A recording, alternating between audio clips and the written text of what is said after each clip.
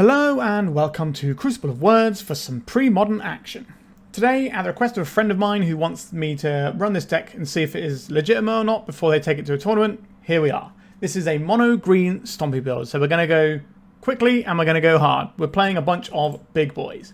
So we've got 8 soul lands to try and power stuff out, along with wild growth, Fyndhorn Elves and some forests. So this is our mana base. We're trying to power out the big creatures. So this is what a big creature looks like in Premodern. It's a Blastoderm. So this is a 4 mana 5/5 with Shroud and Fading 3. We've also got the classic Erhnam Djinn. So this is a 4/5 for 4. When your opponent's creatures gets Forest Walk every turn, and that's about it. We've got Mungha Wurm, which is a 4 mana 6/5. You can't tap more than one land during your untap step. But we're also playing Winter Orb, so we're kind of just doing the same thing on a big creature, and this is obviously enormous. We got some Ravenous Baloth, which can give us some life back, as well as just being a pretty big boy. We've got Masticore, so we can ping a bunch of stuff and just have this creature. It's basically the removal that we're running. We've got Call of the Herd, which is okay in this sort of list. I think we're better off trying to cast the bigger boys, that we're trying to go bigger than elephants, but sometimes just sticking some elephants can do some real work. But obviously, one of the better cards in the format that you see in a lot of decks. I just think that the way our deck's configured, we want to try and get to 4 drops, but I guess sometimes we won't have 4 drops. Sometimes we'll just have a 3 drop. If we've just got like Elvish Spirit Guide, Ancient Tomb, starting with a 3/3 in play is not a bad place to be. Then we have these little prisony elements. So we have the Winter Orb. So our opponent won't be able to have that much access to mana, which means that our creature can just beat down and not really be interfered with. Then we have Tangle Wire, so their lands are going to be tapped, so they're not going to be able to get anything on the board, and then our big creature can do the work. So Winter Orb, if we're untapping one land, that's why I want the wild growth here, because if we're untapping one land, it may as well be one that taps for multiple manas. Same with all these soul lands. Last thing to mention is Vigilante. We're not playing Naturalize because we want a creature that can beat down, but this one does blow up artifacts and enchantments when we need that. That's the list. We should be trying to stomp people hard, and the games are probably going to be very one-sided either way, I would imagine. Sideboard-wise, we've got some Hidden Gibbons for blue decks, so just having like an extra 4/4 guy for 1 mana is pretty busted. Got some Naturalizes, Carpet of Flowers again for blue decks, Tsabo's Web for all these tricksy decks, with a bunch of like spooky lands that might be getting in our way, and then some Tormod's Crypts for some of the graveyard decks that go underneath us. I'm not really sure how this is going to go today, but we're going to be stomping some people. So like, subscribe, sit back and watch the beef come to play. Have you got magic cards you don't want taking up space in your home, or do you just need some extra spending money? Well, my lovely sponsors 3for1 Trading are buying all collections, big and small. They are one of Europe's biggest traders and have a transparent process to sell them cards and make sure you're getting a good deal. Click the link in the description of this video to get an offer on your cards today. Our opening hand here has some issues, I would say. We don't really get the mana we need here. So we could just like go Spirit Guide out of Fyndhorn Elves and play a City of Traitors. That doesn't feel good. I think we can just mulligan and try and go for something more stable. This is obviously less stable, so here we go again. I guess this is the same hand that we started off with. Okay. What are we doing here? Maybe just a big 6/5 beat stick on turn 1 is good. So we could try and just go all in on this guy. I don't think that's the way forward. I do think just playing this guy on turn 1 is a good use of our time though. I am going to put back this Fyndhorn Elves. So the plan is we stick the big guy and then we stick the Winter Orb and then hopefully our opponent dies. I don't feel like I have very much agency in this particular game, which might be a recurring theme of this deck. Ancient Tomb. What if we made a lot of mana and made a giant worm? How do you feel about this one, opponent? This is where I just play a plains and plow our guy and we die. If they're playing Ancient Tombs, they're probably going to have a bad time with this Winter Orb. So maybe we can get there. They could be playing Flinker, something like that. There's not actually as many Ancient Tomb decks in this format as you think there would be, considering how powerful this card is. I guess it's because the things you're powering out with Ancient Tombs aren't necessarily that powerful. But, you know, there's like Mud, and obviously we're doing some Stompy stuff, and there's a couple of combo decks. A City of Traitors. Okay, that's a lot of colourless mana. A Thran Dynamo. That's very good into our Winter Orb here. They're going to play a Tangle Wire. They are going to play a Tangle Wire. I don't think we can win this game. We are in some trouble here. I'm not even sure how good Tangle Wire is in our deck, because we're not going to have the most permanents in the world. And obviously, your own Tangle Wire is much better than your opponent's because it taps to itself and it ticks down a counter, so it's not the most symmetrical of symmetrical effects. I don't think our Winter Orb's going to be that good here because our opponent's probably going to have Winter Orbs of their own. Ensnaring Bridge. I think we can scoop this one up. I don't think we're going to be able to beat this. So, we would like to have access to Naturalizes, I believe. So, let's smash these Naturalizes in there. What doesn't look good? I'm not in love with the Winter Orb against the deck that probably runs its own Winter Orb. Not really in love with the Tangle Wire either. I just want more threats. Is Winter Orb better than Tangle Wire here? I think because they have so much artifact mana, the Tangle Wire is better than the Winter Orb. We could play some Tsabo's Web, at least they cantrip. And maybe shuts down our opponent's Rishadan Ports if they're running them. They might not be running them at all though, but the Mud Prison decks quite often run the Rishadan Ports. We can at least shut those down maybe. I think that's just going to be better than trying to play the Tangle Wire game. Our opponent's deck is a prison deck. They are dedicated to doing the Tangle Wire game. So all we'll be doing is helping our opponent out. We have Forest. We can make a 3-drop. Okay. I think we keep this one. We can Elves into Elephant. But hopefully we can find like a Soul Land and then play something bigger. Just get that Blastoderm up and running or whatever. Forest into Elves. I'm a big fan of the Fyndhorn Elves over Landwire Elves as well. Don't know why. Just appeals to me. Rishadan Port. So Tsabo's Web is good. That's good news. Didn't find a land. So let's... do I want to... I think we just want to get the beats coming. We'll worry about trying to get some more lands in a bit. Let's just send in the elephants. So this turn they could play a Soul Land and a Tangle Wire and just tap us out of everything. A Gemstone Mine. This is so they can cast Tinker and the Goblin Engineer, Goblin Welder. Oh, Powder Keg. Cool. That's somewhat devastating. Ancient Tomb, though. Powder Tomb. Let's attack with the elephant. See what opponent wants to do here. Do we go Blastoderm or do we go Erhnam Djinn? I guess we go the thing that deals the most damage. We could also just Tsabo's Web here, but I think our plan is to turn guys sideways, really. Like, they can't afford to do Rishadan Port. In fact, if our opponent wants to Rishadan Port, that's good news for us, because then they're not going to be able to do much else.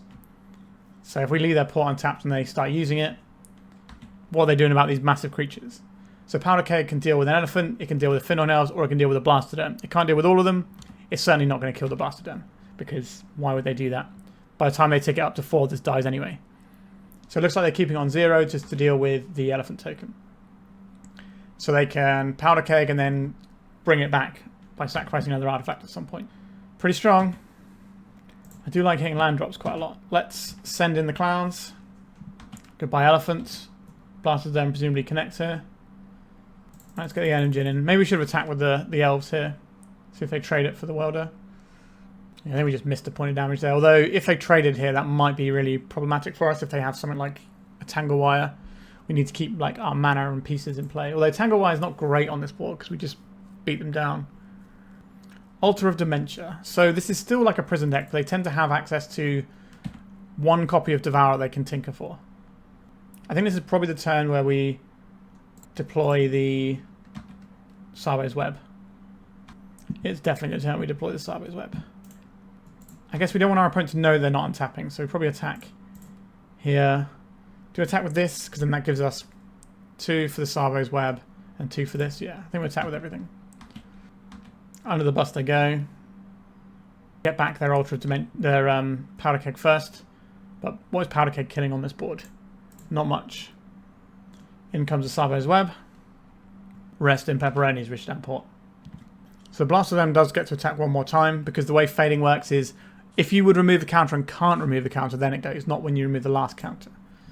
Okay, I like how we've sideboarded here. Let's just go back in. I think that also explained why Tangle Wire is going to be better for us than the Winter Orb. They tend to rely on relatively small amounts of lands. They're trying to play like Mind Stones, Thran Dynamos, sometimes Sky Diamonds and Ruby Diamond? Whatever the red one is. Fire Diamond? That makes more sense. Okay, this is not a keepable hand. Let's mulligan. Yes, I'll keep this one. I don't think we need the second Ancient Tomb. Now, if we get Wasteland off an Ancient Tomb, I'm not going to have a great time. Fire Diamond. It was Fire Diamond. I did get it right in the end. Alright, let's get our Fyndhorn Elves in. Tangle Wire against Blastoderm makes me very sad though. I think we play with the Ravenous Baloth first. City of Traitors. Dynamo Thran. Let's have another one. Okay. Have you got a follow-up here? No. Interesting. Which would be a great spot if they had a Tangle Wire, so I don't think they have one. I have all the mana in the world, but not much else, says our opponent. Understood. So if we Wild Growth onto this, play this. Should I get the Blastoderm in? I am worried they have a Tangle Wire here, but let's go for it. This hits for the most damages, so we just want to get the game over and done with. So we can hit for 6, then 12, and then they're dead. Ancient Tomb obviously going to hurt them, but they don't really need the Ancient Tomb at this point because they have all of these Thran Dynamos. Tangle Wire, so they're going to tap all of our permanents out here. This is the situation that I mentioned. But maybe we draw something that we can do here. No. So I think we're just going to be trying to leverage this Blastoderm over a couple of turns. Yep, so they still have 7 mana after being Tangle Wired. Not bad for turn 4. You got another one. They thought about something there. Alright, Blastoderm, in you come. So we get one more swing with the Blastoderm. So it's doing 10 instead of 15 damage. But we can make a 4-drop next turn. If we find another land. No, sorry, we can make a 3-drop. So we can make like an Elephant or something. Goblin Welder. Yeah, that guy's pretty good. That's going to bring back the Tangle Wire again and again. Altar of Dementia. So they're a Tinker away from killing us. So they don't have the mana for Tinker. They could just hardcast a Devourer though. So what are we tapping here? Probably the Fyndhorn Elves and I think it's the Ancient Tomb. So we attack with the Blastoderm. So we can tap this to the Tangle Wire next turn. Because our triggers to remove it will go on the stack first and then our opponent's triggers. We actually get to cast a spell, which is nice. Feels like a while since we've done one of those. Tsabo's Web, drawing us a card. It's another Tsabo's Web. Not looking the most effective against our opponent's board here. But I think it's certainly better than the Winter Orbs. So Tangle Wire just tapped to itself. 6 mana. Is this just the Devourer? Mishra's Helix. Wow. That's a real doozy, that one. Kind of wish we cast any threat other than Blastoderm now. Yeah, this sucks big time for us. Okay, Blastoderm, you go away. And then, so we tap it to the Tangle Wire, then we lose it to the Fading trigger. An Erhnam Djinn. Will our opponent trade this Welder? Do I want them to trade the Welder? I don't think we do, because if we draw a Soul Land, we can at least start doing something. I think our Fyndhorn Elves is more important than their Welder. Now next turn, so the Tangle Wire goes to 0 this turn. The turn after it goes in the graveyard, then they can get it back. So maybe there's an argument to attacking on that turn. But I think we need to give ourselves the possibility to draw a creature. Draw a mana so we can actually put a creature into play. Oh, there's the Devourer. Alright, we can skip that one up. GG's. Wild Growth does say enchant land. We could use this to not get enough mana to cast our spells. I think we should mulligan this one. This is a weird one again. We have 8 Soul Lands in our deck there. Maybe we can just draw one. That'd be nice. I don't think we get to do Winter Orb stuff here. I think we just need to keep all the beef and send it and hope that our opponent can't handle it. So if they're like a control-y counterspell deck, we want to keep the most amount of threats. If they are like an aggro deck, our threats should be bigger. So that will be fine too. So I think it makes sense to just keep all the beef. Because we could draw a Soul Land and then just start jamming our big boys. But if they're a prison deck or something, could be in trouble. This feels like another flinker deck perhaps. So I could Call of the Herd here, or I could just Ravenous Baloth. If we Call of the Herd this turn, drawing any land gives us a Ravenous Baloth next turn. If we Ravenous Baloth, any land gives us Call of the Herd next turn. So I think we just Baloth. Just get the damages going. Okay, so doing the Croesus' Catacombs. I think this is looking at to be the flinker deck.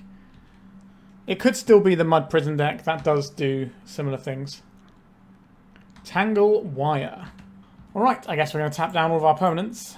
Very poor into these sorts of strategies, I think. Now they need to string together the stuff to actually beat us. But they're just buying so much time and on a deck that wants to cut the game short. A basic mountain. Okay, so this is the Mud Prison deck. They probably have one copy of Devourer, just like the previous deck did. Alright, we found a land. I'm not upset with that. Down 2 forests. That way if we draw a soul land, we can play the Call of the Herd when it gets to our turn. But now Tangle Wire is entirely one-sided because they have the Tangle Wire and the Tsabo's Web. A Rishadan Port. Be still my beating heart. We can't do much about that.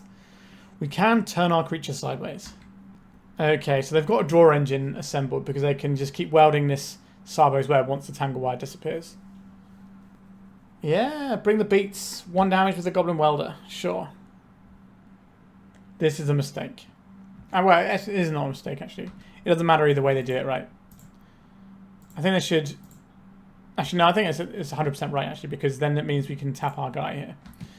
So in comes the Baloth. We're not going to play this City of Traitors. We'd like to have it available next turn. Because we have 1 non-land permanent, by tapping the land... No, I guess if they tap the land first, we just do that. If they wait until we've tapped everything, if we tap all the lands, then they can tap down our last land. I guess it doesn't really make any difference either way. I'm just overthinking it there. Just used to different play patterns where you let the trigger of this happen first, or you make people pay their costs. So like when you're playing against Tabernacle, you make people pay all their costs, and then you Rishadan Port them. But it's not the same as Tabernacle because they can't float the mana. So I think our opponent is right on that one. Okay, so they're showing us a Shivan Reef. Any attacks with these welders? No. Okay, so we're going to tap down some lands here. Just 1 land. Are you going to Rishadan Port? No, they can't Rishadan Port. It's tapped. They've got their own Tsabo's Web locking it down, which is kind of interesting. But they're probably just going to weld this one out, aren't they? So let's come in with your friend and mine, Ravenous Baloth. Is it better to get Erhnam Djinn or Ravenous Baloth? I think it's just the Baloth here. The difference between 4-5 and 4-4 in this matchup is... I don't think it matters. Khan is the only thing that's ever going to be doing any blocking, really, that isn't chump blocking. And that is a 7 toughness on blocks, so irrelevant. This way our opponent doesn't just get to force through like tiny bits of damage if that's the thing they want to do. So they could have sacrificed their Phyrexian Furnace and welded out their Tsabo's Web last turn. Actually, no, they didn't have a target, so they couldn't Phyrexian Furnace. Many, many welders. Okay. Snaring Bridge. Well. Nantuko Vigilante, where are you? We have 2 of you in our deck. How are we ever supposed to beat this deck? A Wild Growth. That's going to be a really good target for them to do stuff to, isn't it? Alright, we will deploy the Baloth here. And we may as well put this Wild Growth down. We can't attack, but we do have the Nantuko Vigilante, but if they just keep all these welders up, we'll never get through the Ensnaring Bridge, right? Yeah, I don't think we need to play this one anymore. Our opponents shouldn't ever let the Ensnaring Bridge go low enough. They can just welder it out soon. I think we're just going to skip this. Okay, I can't believe we're playing the same deck twice in a row, but here we are. So I would like these things, and we've already discussed the Winter Orb looks bad here. We'll trim a couple of Tangle Wires. So the Masticore is fine. It can blow up a Goblin Welder. I don't hate that for us. Our big worm could be a little bit awkward in the world of Rishadan Port, because we only untap 1 land, they just port us down. And if they have an Ensnaring Bridge, then the worm doesn't attack. We're just kind of locked out the game for our own cards. Because we can never cast Naturalize under that situation, really. I guess they would need a second tapper if we keep drawing lands, though. Let's have a nice big speedy hand. Do I think elephants are good enough? Not really. Are we supposed to mulligan to Naturalize? I don't think so. Alright, we'll keep this. We'll go for turn 2 elephants, turn 3 elephants, and just keep it coming. Like forest and pass. A Mind Stone on turn 1. They are taking damage from Ancient Tomb. That certainly plays into what we want to be doing. I think we are on the Call of the Herd. And then next turn we can play the Erhnam Djinn off of the City of Traitors, I believe. Dynamo Thran. Plenty of mana over there. Smokestack, you say? That's a little bit spooky for us, isn't it? Right, in with the elephant. Let's get Erhnam Djinn because he deals more damage. And he's also a different mana cost. They can't just powder keg away all of our things. So Smokestack's one of those symmetrical but not symmetrical cards because they put the sacrifice trigger to resolve first, so that it has no counters on, then they put a counter on. So they didn't sack anything, but they put a counter on and then we have to sack something. I think we're probably sacrificing this City of Traitors, this Ancient Tomb, actually. Just keep bringing the beef. Triskelion. That's pretty cool. It's one of the main win conditions. They keep welding this backwards and forwards to strip all the counters. Sphere of Resistance. Well, that sucks. Okay, I guess we sacrifice his Ancient Tomb. It's gonna have Forest Walk, I guess. Ooh, a Naturalize. I didn't hate that. I guess we send in the Djinn. We're gonna block here and then ping our elephant down. That's what it looks like. We're gonna see, yeah. Poor little elephant. It's just an innocent elephant. And I'll play the City of Traitors out and I will cast this elephant from hand because of the Sphere Resistance. And then in our next upkeep, in response to the Smokestack trigger, we will Naturalize the Smokestack? Question mark? We'll see what gets sacrificed here. I really hope that we don't just play against nothing but prison today. Alright, sacrificed a Mind Stone. So we're going to have to sacrifice 2 permanents. So we're going to blow up the Smokestack, I guess, and then just sacrifice some lands and see if we can get there with our power. Oh, Goblin Welder, get out of here. I don't like this Goblin Welder very much. Sphere Resistance doesn't really matter to us. Ugh. At least Smokestack is kind of slow here. Blow this up. Get rid of some lands. Is the power that we have in play enough? I hope so. So they can weld about the Smokestacks, but it takes a while before the Smokestack is going to have a counter. And then we can just sacrifice a land. So hopefully just sending these guys sideways a few times will work.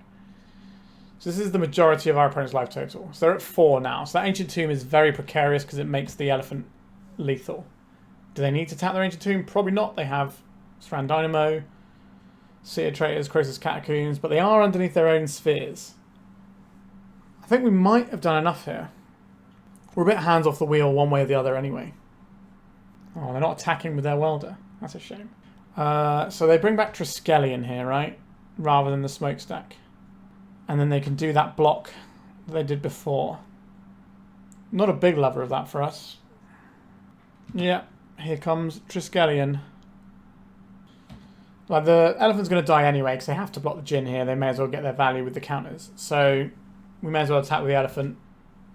It's going to die. Doesn't make much difference to us. We can't cast any spells because of this Sphere Resistance. How do they intend to get through our Erhnam Djinn is the question. So if they start sacrificing spheres to try and keep getting Triskelions to block, because they can block and ping us for 3 each time, that's okay. Well, it's okay for them, I guess. Eventually we'll be able to do something. But if we play a Fyndhorn Elves, then they can just kill it with a Triskelion. It's a case of how much material they have to work with for this welder. This feels like a pretty horrible matchup for us, though. Alright, so doing the Croesus Catacomb trick where they put the sacrifice of the City of Traitors on the stack, and then they bounce it with the Croesus' Catacomb. I do like that interaction a lot. It's not great for us right now, but I do like it as a general rule. So they can block with the welder and get back Smokestack, or they can just block with the Triskelion, shoot us for 3, and then do the same next turn. Blastoderm. Do we have 4 mana sources or 6 mana sources underneath these? 1. Nope. Okay. No need to count our spells. Hands off the wheel. Send in the boy. Our opponent is many, many stretches ahead of us here. I get back the Triskelion now. Send in the guy because they have to chump block here. They might be kind of stuck under their own sphere a little bit. Yep, so they chump block and then they ping us for 3. No. Yes, you do. There we go. And then they ping us for 3. They can do the same next turn, and then they're going to need some more artifact material to keep doing that. But if this is the play pattern we get stuck in where they keep finding more artifacts, then we're just 100% dead. Because they're just going to be able to keep blocking our one thing that we have going on whilst draining us out for a little bit of damage every turn. We have no removal, so this Golden Welder is just happily sitting there doing its thing. Tangle Wire. Okay, so they're going to have to get rid of the Sphere Resistance. So this time we at least get to play the Fyndhorn Elves. Now, they do have a Triskelion, which we'll be able to pick it up. But they need to find some artifacts to put into play. They have 2 lands that they probably can't really tap in the Ancient Tombs. Or they can tap one of them once. Why don't our big creatures have trample? The age-old question. So now there's no sphere, we can actually deploy a card. And then that gives us a little bit more mana for next turn. We're getting a bit closer to having Call of the Herd stuff. Defense Grid. This is just an artifact to do things with Triskelion with.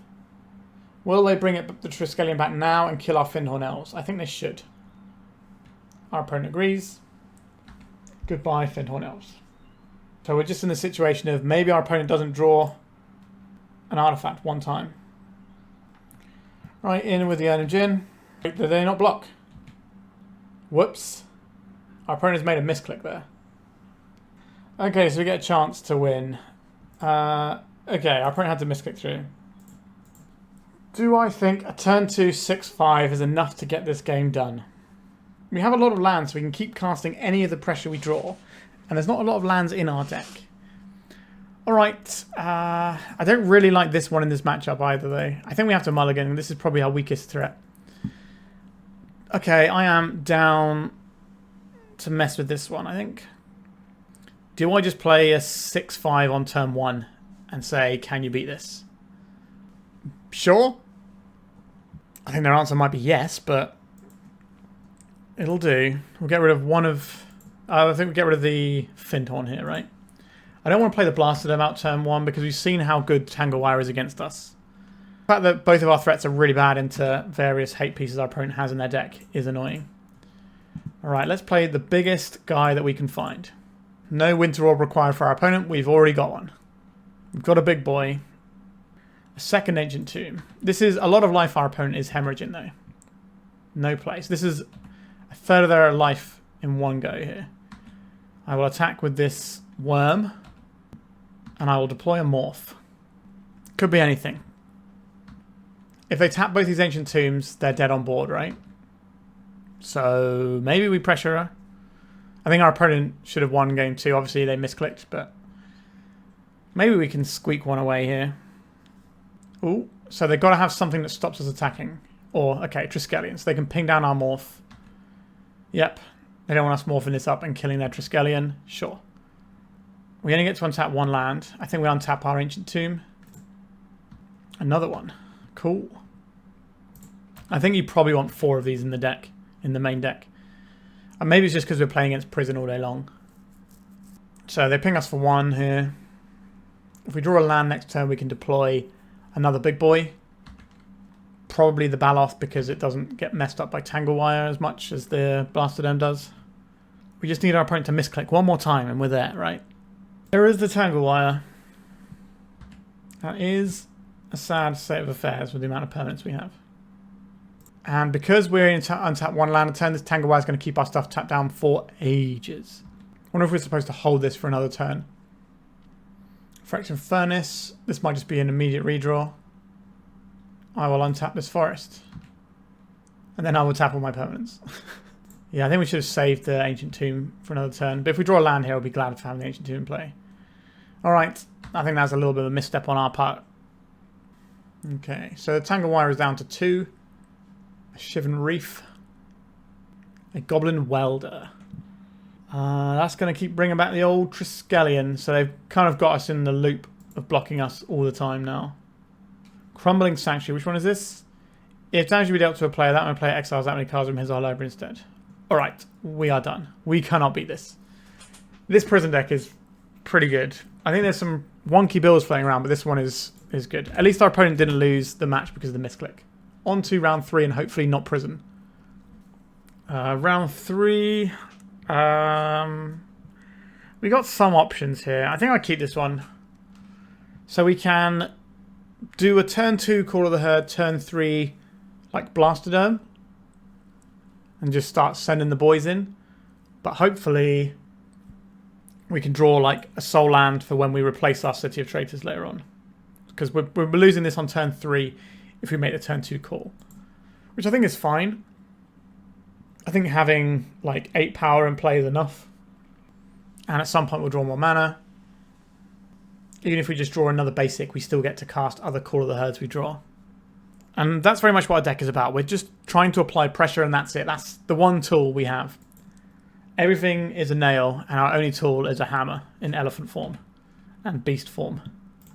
And a little bit of worm form too. Draw an Ancient Tomb though, then our hand gets real good here because we can just start jamming stuff. And not having to worry at all.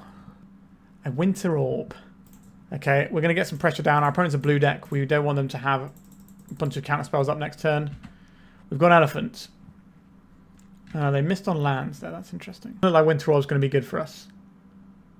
Our opponent. Okay, let's just bash in with the Elephant. Alright, I think we want the Blastoderm in here. It's big and hard to deal with. If you stumble for a second, opponent, we are going to jump on you with Beasts and Elephants. They kept a one-lander with no cantrip. Wonder what that means. My madness sense is tingling. I don't know why. I just got a feeling our opponent's on madness. Wild Mongrel. Sure. Certainly looks like madness. So they can pitch 2 cards to beat the elephant in combat, or 1 card to trade with the elephant, or they can pitch a bunch of cards to deal with the Blastoderm. I think we just come in with just the Blastoderm.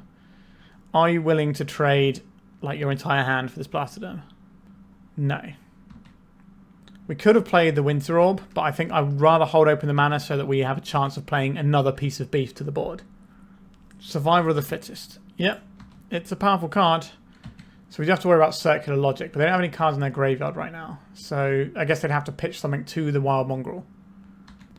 Tangle Wire. I guess it's just the Blastoderm coming in. Maybe we do fire in the survivals, so we punish them for using it. We have 1 more attack with the Blastoderm after this. Let's see if they counterspell this. If they do counterspell that, that's fine. It's a card out of our opponent's hand. It's not counterspelling our beef. Our chunky boys. Alright, this looks like a Circular Logic. Oh no, they're just using survival. Okay. Okay, so they're getting another squee. So the idea here is they're just going to make their Wild Mongrel big enough. It's annoying that their 2-drop can beat our 4-drop in combat when it wants to. Merfolk Looter. This means that our elephant token is now lethal. That is a choice that they've made there. Fyndhorn Elves. Alright, I think we rumble in with both creatures. Actually, if we rumble in with just the Blastoderm, they have 2 squeeze to pitch, which maybe gets this up high enough. Yeah, I think we just send in all the creatures here. Nice to see Merfolk Looter as well, especially with the classic art. Yeah, okay, so they're going to pitch both the squeeze and kill our elephant. But if we send in just the Blastoderm, then we maybe end up in the exact same spot. Maybe we weren't supposed to send in this elephant. Alright, let's get our Fyndhorn Elves in. Yeah, we send just the Blastoderm there. Maybe that's just better. Because its ability to go wider. Yeah, I really hate that attack now. Our own Winter Orb is getting a little bit awkward for us here. Right, I'm doing some survival in. A Birds of Paradise. Yep. Seems good. And now at 1 life though. Oh, sorry, 2 life. Goodbye, Blastoderm. You're a good boy. Erhnam Djinn. That's not a card we're casting, is it? So next turn we get to untap a land that we can cast 3-drop if we want to. Could be like a Nantuko Vigilante.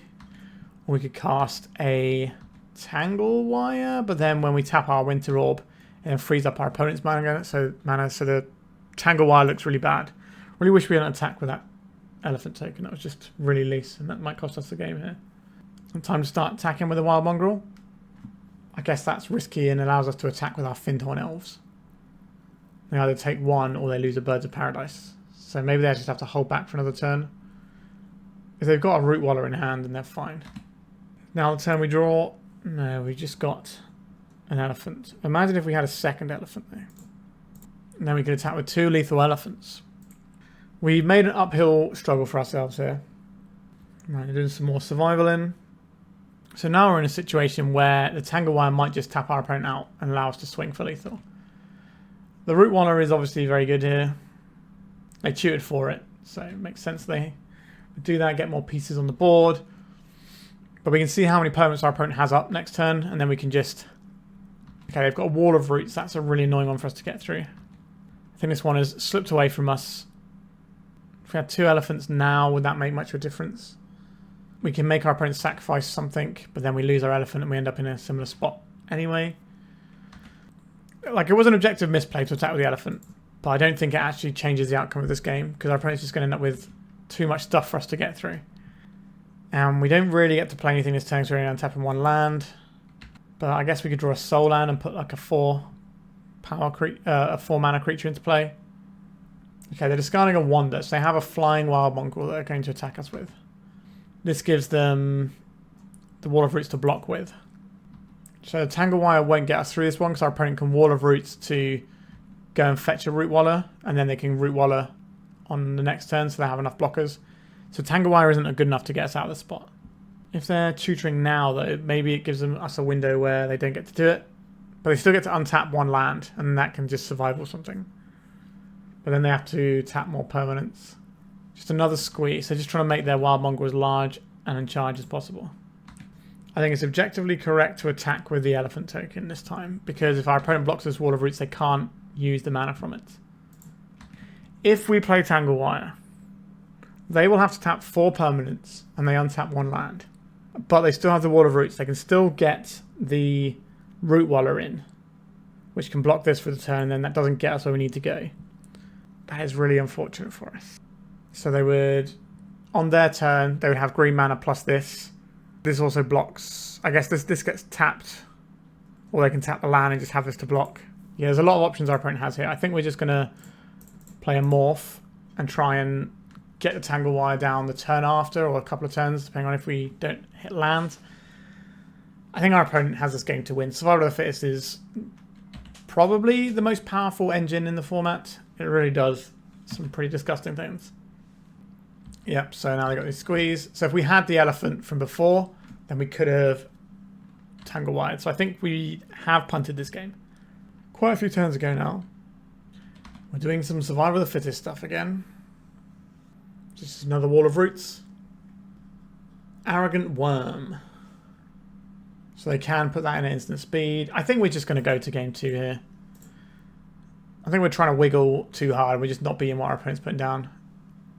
And we've got to watch our clock on the round. We don't want to just waste all of our time. So our opponent's build doesn't look very counterspell heavy. I think we're just going to have some Naturalizes and some Crypts. What do I like here? I think the Masticore looks pretty solid. The Winter Orb and Tangle Wire both seem fine. Tangle Wire probably less so, because they can just keep getting birds and stuff. So maybe we'll take a couple of those out. And then we just get rid of some guy, I suppose. Maybe like a couple of Erhnam Djinns, because our opponent can have some big creatures that we don't really want to give the extra evasion to. The mana curve is actually quite low, so maybe we don't want these Winter Orbs at all. Maybe we don't want Winter Orbs and we just keep in more beef.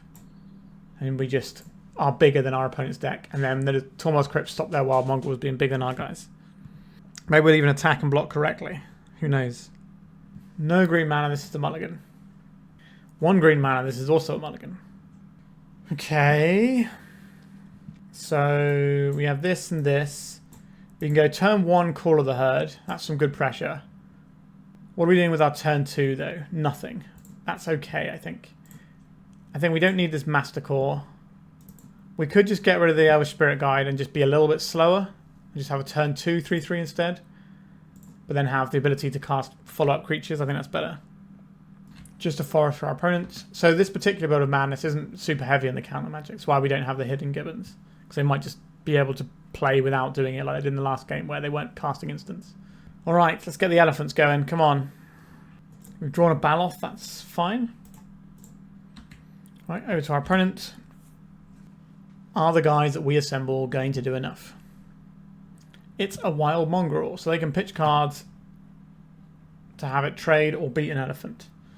I think we're okay trading this for multiple cards from our opponent. Play this land first. Let's send in the elephant. This is an elephant, not a beast, so there's no point playing the Ravenous Baloth in case something weird happens. Do they have a squeeze? They have multiple squeeze. And you have a Mycos. So we're going to trade at least 1 for 1 here. This is currently a 2 for 1. Actually, we're always going to trade 2 for 1, right? And we can buy back the second half of the Call of the Herd soon. They pitched a Masticore. Not bad. Let's get blasting. We got an island. Okay. Let's see if you want to interact with my Blastoderm. So we could try and play the Ravenous Baloth first, but that gives our opponent to pump this and pitch a Circular Logic, so that's going to be slightly better in combat. So I think it's better off if we just send in the Blastoderm first. They're going to take a bunch of damages. I'm going to Wild Growth on this forest. I will then try and stick a Ravenous Baloth here. I'm going to get Circular Logic. Frantic Search, sure. They are putting a 4/4 into play, which will be the same size as our Ravenous Baloth, but it will be smaller than our Blastoderm. This is a situation where maybe having the big worm would be pretty good for us to 6/5. Our opponent is pausing for a while here. They lost connection and it looks like they've just come back though, so we can continue. So they've got an Arrogant Worm, we've got a Ravenous Baloth. It's all the ejective creatures here. So they can obviously just ditch a Wander and then turn aggro on us. But we do have 9 damage on the clapback. Waterfront Bouncer. Well, Blastoderm, you've got a mountain to climb. Erhnam Djinn. Are we deploying the Erhnam Djinn? Well, we obviously are deploying the Erhnam Djinn, but are we attacking with the Baloth? We're definitely attacking with the Blastoderm. We attack with this. It trades with the Arrogant Worm. I think that's okay. I will let this trade go through. Clap our opponent for 5 here. Let's get in the Djinn. So this can just be bounced by the Waterfront Bouncer. So they'll probably wait for us to give their creature Forest Walk. But I'm going to give their Waterfront Bouncer Forest Walk. Haha. So now they can bounce our Djinn whenever they want. And that's not great for us. Because we can only really play 1 creature a turn because of the way our deck functions. They also have a survival in play now, which is going to be a little bit of lights out for us. Alright, they're pitching a Squee to survival. We're just going to get another Squee. Another Squee. Okay. Goodbye, Erhnam Djinn. Can I hit you for 5, please? We can. Right, let's morph this guy in. And then we're going to blow up this Survival of the Fittest. So we've kind of scuppered their engine, but they do have a 4/4 Wild Mongrel every turn. And we're about to lose our Blastoderm. And they can bounce a creature every turn. So it's going to be tough. We need to double spell, and our deck is very poor at doing that. So if we draw a Soul Land, we still can't double spell. I guess we can play the Nantuko Vigilante if it gets bounced and something else, but that's not really what this is going to be about. I don't think we beat the Waterfront Bouncer here. I think this just locks us out of the game. They're playing a Morph. I assume this is a Nantuko Vigilante as well. They can blow up our Wild Growth at some point. But I think their plan here is just to control the board using this Waterfront Bouncer, and we're never going to get through it. Are they in a position of doing Wild Mongrel things? So we know they have a Squee. So that sucks for us. We can play the Djinn without taking damage this time. If we attack with this Nantuko Vigilante, they can block and Wild Mongrel, and then they bounce our guy. I think we just locked out by the Wild Mongrel, by the Waterfront Bouncer. I think I'm just going to scoop this one up and go to round 4. The Waterfront Bouncer is too much. We're on the play. Sure. We can start for the Wild Growth. That's not a bad way to kick things off. And then we can start casting our spells. We can cast the big boy on turn 2. And then we can maybe Tangle Wire. Tangle Wire's a little sketchy until we get enough stuff. But I guess if we play this guy, then the Tangle Wire, then we tap 3 things, and then we're okay. I really want them to not Force Spike us. That would be a delight for us if we could not have our spell Force Spiked. But I think trying to play this in underneath the 2 mana counter spells is really important. Don't do it. Alright, they're opting. They could still daze this. Alright, we're in with the big boy. And now it's just riding these Tangle Wires all the way to the bank. Our opponent is enjoying what's happening over there. Probably enjoying it more than I am playing it. I'm not having a great time with this deck today. Now, they could just play a Dreadnought. And Dreadnought is certainly bigger than our guy.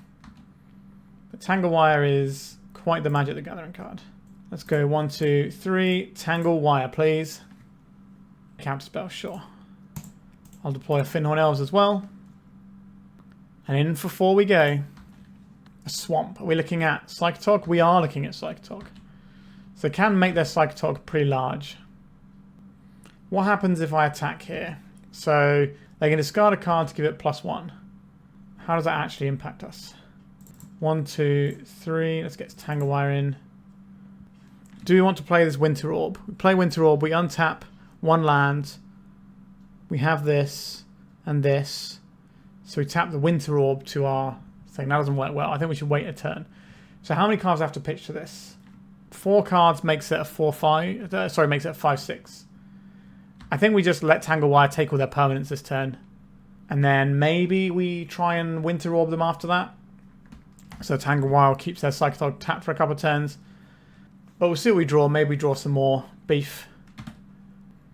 Bring the boys in. Do the damages. Portent. Sure. So Winter Orb is going to cause them some issues, I would imagine. They shuffled off of that Portent. It's good for us. So we want to put fading counters as the first thing that resolves. So they get their card from Portent because it's active, non-active. And then remove a counter from Tangle Wire. And then we tap some stuff. So 1, 2, 3. So if we play a land here. So we have to tap 2 permanents to Tangle Wire. So we can tap Tangle Wire and the land we untap. So we're just going to deploy this Winter Orb. Enjoy, opponents. So Tangle Wire and the forest is enough, isn't it? So that's fine. So we can get him for 5 here. So Tangle Wire is going to keep our opponent down for another turn as well. So we get at least another 5 damage off of our board. I'm a little bit worried about the Psychotog. I don't think they have enough resources to win the game with it though. But the fact is it can be a good blocker. So they untap a land and then they're going to Ghastly Demise. They are going to Ghastly Demise. Sure. So that's reduced our clock slightly. Although we were going to put them to 1 with 2 attack steps. So the actual amount of time it's going to take us to clock them isn't changed, but we don't have like the 1 power guy that can then swoop past and take that extra last point of damage off our opponent when we attack with 2 creatures.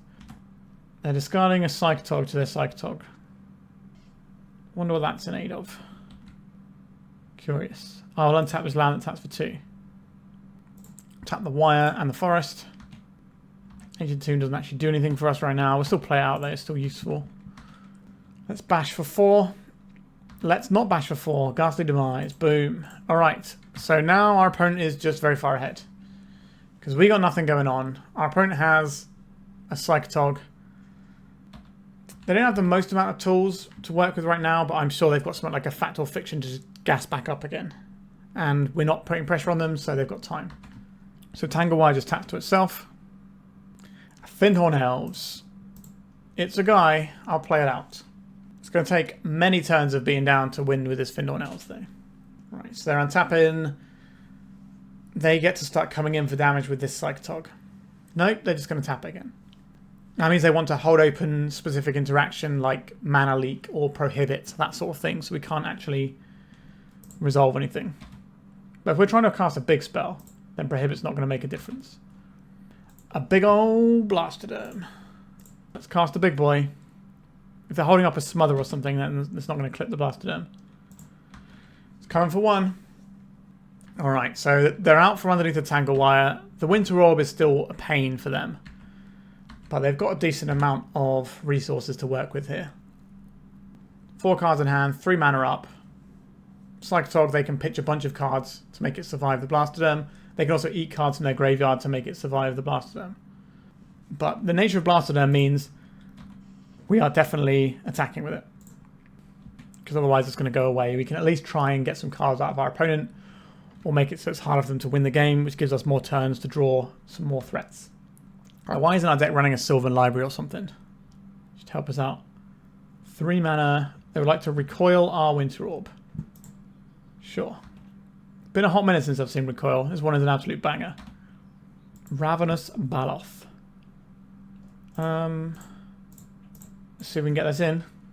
This way, if they pump their Psychotog enough to kill the Blastoderm, whilst their Psychotog survives, then we sack it and gain 4 life. Would you like to take 5 opponents? Now, pitching a Duress seems like one that's not going to matter. Sure. I think we're going to gain 4 and make our opponent discard a bunch of cards. They discard another Duress. They're exiling some cards here. They're going to exile 1 more. or sorry, 2 more from the graveyard to pump this enough to survive. So this is going to take some of our opponent's potential damage and cards out of their hand. Psychotog is such a beast. They haven't blocked it. Whoopsie. That was kind of a big mess up there. That's just a misclick on Magic Online. Alright, they're scooping it up then. Psychotog. Hidden Gibbons, get in here. Carpet of Flowers, get in here. Tormod's Crypt is okay against Psychotog. It can stop some of their stuff. It's not the be-all and end-all though. Where are we going to put these 6 cards? So the Tangle Wire and Winter Orb both look pretty decent here, especially when we combine them with things like the Hidden Gibbons and Carpet of Flowers. I don't particularly like, where is it? Masticore. They're not really going to have stuff for us to ping with it. So I don't really want those. I don't think we need Nantuko Vigilante very much here, so they can go. And then we've got 2 more. I guess we could board out like Elvish Spirit Guides, because we're boarding in the Carpet of Flowers, which does a similar job but better. Let's try this one. I'm not sure if we win that game if our opponent doesn't make the misplay or the misclick. Like, they obviously knew what they were doing. And I've certainly come across misclicking on Magic Online from time to time. Elephants. I like elephants. Powder Keg may be in our future though, but elephants is good. We can Fyndhorn Elves into elephants. They might just ghastly demise us super early doors. They can do that off of a polluted delta into swamp with our Fyndhorn Elves, or they can smother it to stop us getting mana up the curve. We'll just see what happens. We don't really have an agency here. We play the spell we can play. We can still play elephants next turn, even if they deal with this elf. If they spend mana on killing this elf on their turn, that works out really well for us. I don't believe they have any Duresses in their hand. They might not even have any Duresses in their deck, because they might just think we're just playing a bunch of beef, but they might be annoyed about our like Tangle Wire Winter Orbs. I think they would have tried to duress us on turn 1 if they could. Alright, there's the ghastly demise. We're going to get Force Spiked here. We might be getting Force Spiked. How big a deal is that if that happens? Again, I think we need to get pressure down, so we are going for the Call of the Herd. Alright, we're in. Rewarded for not trying to play around a thing there. Shadow Mage Infiltrator. Yep. Well, we're never blocking that guy. But maybe that guy is never untapping. Do you ever think about that opponent? Oh, Carpet Flowers. What an absolute banger. Have you ever seen such a banger in all your life? Okay, so let's come in for 3. Go to our second main phase. So we're going to get 1 mana. So we can play out this Ancient Tomb. We can deploy this Fyndhorn Elves. And then it's Tangle Wire for you, opponent. Not a bad turn. If they play more islands out, they help us out. And their deck is pretty island-centric. They usually run a bunch of Gushes as well. So they have to have a high island count. So this Carpet Flower should rinse them and just give us a bunch of mana. Obviously, they played a Swamp, so no extra mana for us right there. Okay, so we tap this one down, this one, and it's only giving us 1 green mana. I'm a little bit worried about Powder Keg, but if we don't untap our lands due to the worm, we're going to be in trouble. And we're just going to flashback this guy, because Tangle Wire plus one-sided Winter Orb is not great for us. We can crack in for 4 damages here, and then our opponent gets to untap, and they're going to lose, what, 3 permanents here? They've probably been off the Shadow Mage this turn, unless their hand is really bad and they need to draw cards. Alright, their hand is really bad. That's good news for us. Their deck is not super heavy with removal. Like, they've got a decent smattering of it, but it's not like the white control decks where they're like wrathing people and ploughing stuff all the time. They've got some like target removal and they're leaning a lot on counter spells. So say no to this one. I'm going to go attacks. So this will give us 2 mana. This will give us 3 green mana. So we're just going to cast a Blastoderm. So we're going to get him for 1 damage here. I think we've got this game. Why would I say that? Okay, they're just smothering one of these guys. That's fine. Second main phase, we're going to get some green mana off our Carpet Flowers. Play Blastoderm. That is a difficult creature to interact with. I could play another Tangle Wire. So we have to tap 4 permanents. Yeah, we just play the Tangle Wire here. I think that's game, right? Because we tap 4 permanents, so this is Tangle Wire, and 2 lands. And then we just have lethal. Alright, we got the match. We got one. We got one. Okay, on to round 5, I think. We can't keep this hand, so we're going to mulligan. I guess. Selection of thick creatures. I guess we'll get rid of the Tangle Wire and just play a bunch of guys instead of messing up our own mana. We just keep playing guys until our opponent dies. I think this is round 5. I can't remember if we played 5 rounds or not now. Or 4 rounds before this one. Meddling Mage, good luck. They're probably named Sylvan Library. Which is a really good green card that we probably should be playing. Or the Survival of the Fittest. That's also a very good green card that I don't think we should be playing, but it is a good green card. That's Wild Growth. Put on a non-wastelandable land and then pass a turn. A Blastoderm. We'll go for the Erhnam Djinn first. We didn't need to tap one of our forests here. But the only thing we'd be using it for is to pay for a daze. So, much of a muchness. So this feels like the Jeskai deck, the solution. So it's playing like Meddling Mages, Lightning Angels, and then all the good spells in those 3 colours. Alright, that is a Swords 2 Plowshares. Okay, Go Gadget Blastoderm, I suppose. 1, 2, 3, 4. Blastoderm. Prohibit. What about Elephant? If we find a land next turn, we can try and double spell us again. Meddling Mage. Naming Call of the Herd, so we can't flash it back. They might name Blastoderm if they're really worried about us having another one. But Call of the Herd is the instant value you can get here. Yep, they agreed. They've only got 2 cards in hand, though. Let's attack with our Elephant. Are you taking 3 here, or are you double blocking? I'm taking 3. So I will cast a Blastoderm and a Morph. Just making the guys. Our opponent's deck doesn't have sweepers in. It's got loads of pinpoint removal, so it's got Lightning Bolt, Fire Ice, Swords to Plowshares. And then Lightning Angel can kind of sit there and block in a lot of boards. Oh, they got black mana as well. Fact or Fiction. Vindicate, Duress, Mana Leak. So the 2 cards we care about most are Vindicate and Mana Leak. So we split these 2 up. We don't care about Duress, so we put this with the card that we care about most. So if we have something like this, they take this pile, we can play 3 mana for the Mana Leak.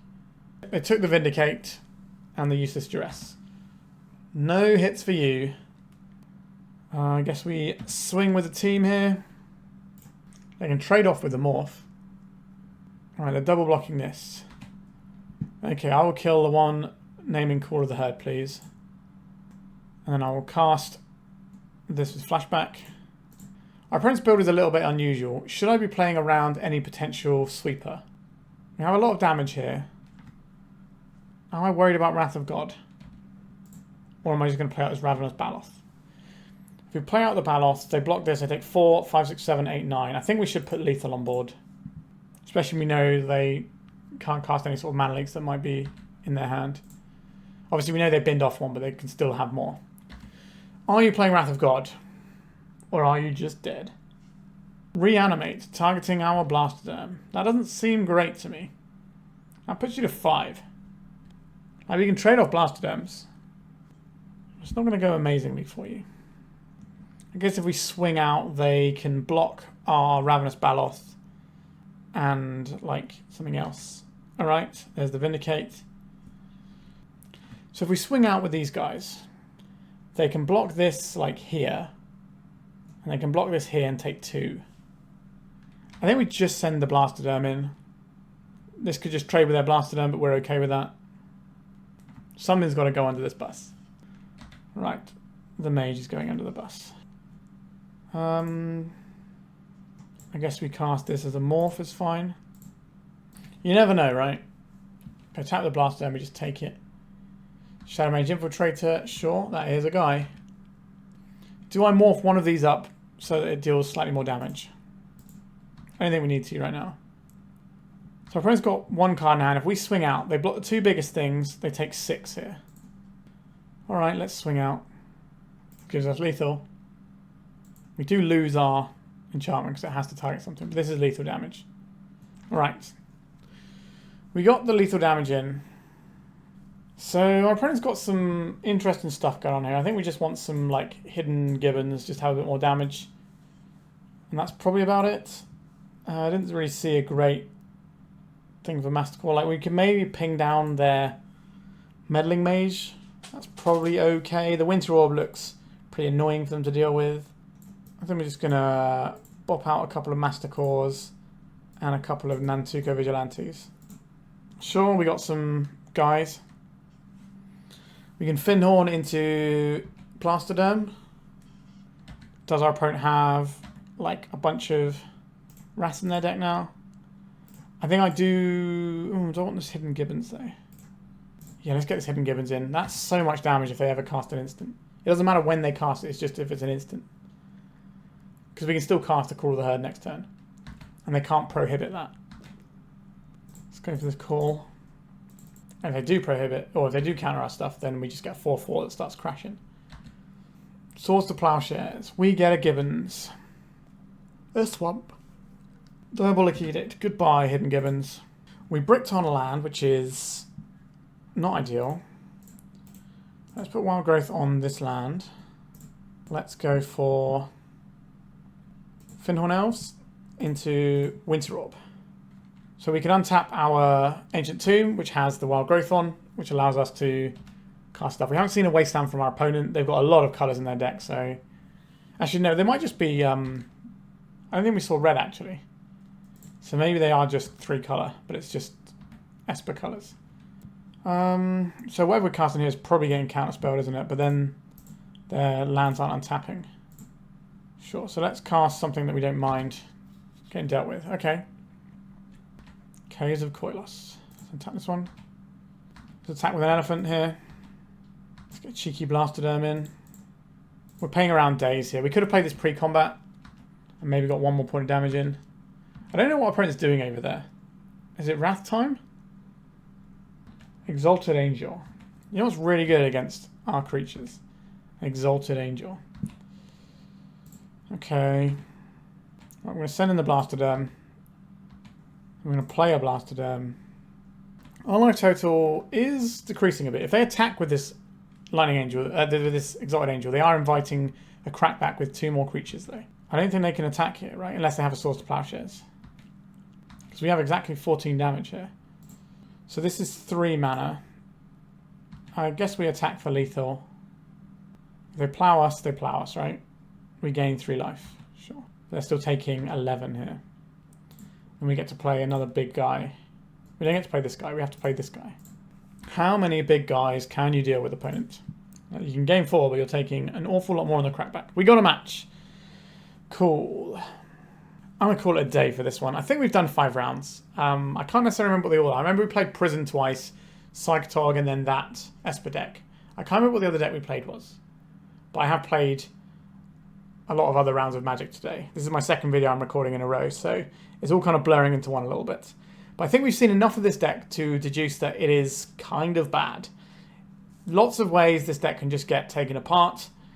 We have no hope of beating Prison. We only beat the Psychotog deck because they misclicked. Doesn't really feel like this deck does enough. There's like 0 agency. We just play our things and turn them sideways. And I don't mind Stompy decks, but I like Stompy decks that have a little bit of agency, you know, so you've got some Wastelands, so when you fire off the Wastelands is kind of interesting, or, you know, a few activated abilities here and there. But this is not like that. You know, we don't really have any choices apart from play on curve for the most part. We have sequencing, and that's about it, but we don't have a lot of agency. We have a lot of bad hands. We have some matchups where we just don't get to do anything. I do not like this deck. I don't think it has the tools to compete in the pre-modern format that much. Now, sure, you can sometimes just steamroller people. If people are playing like slow, dirty decks that just don't want a bunch of elephants in their face really early, then sure, you can get some wins. But I think a lot of the good decks are just going to run you over. Like, how are we beating turn 2 Dreadnought? I guess we have to Tangle Wire. And, like, obviously Replenish is just going to kill all our creatures, so we just have to hope that the Blastoderms can do enough and get them in play early enough. I just don't think this deck is one. So, to my friend who wanted to see if this deck was any good, my opinion is it doesn't feel very good. At least smash some Sylvan Libraries in here or something, right? I don't know, this deck just doesn't feel like where I want to be. But I hope you enjoyed watching it. So please remember to like and subscribe and all that jazz, and goodbye. If you'd like to support me in the channel, please check out my Patreon. It has a free guide to budget turbo depths as well as 3 tiers of support. A low cost one that enters you into my monthly raffle for a free donation deck on the channel, a mid-tier subscription that gives you access to my detailed turbo depths guide that is updated every month as well as regular articles, and lastly the higher tier gives you all of the above as well as a monthly donation deck for my channel. If you're interested in supporting the channel this way, please check out the link in the description.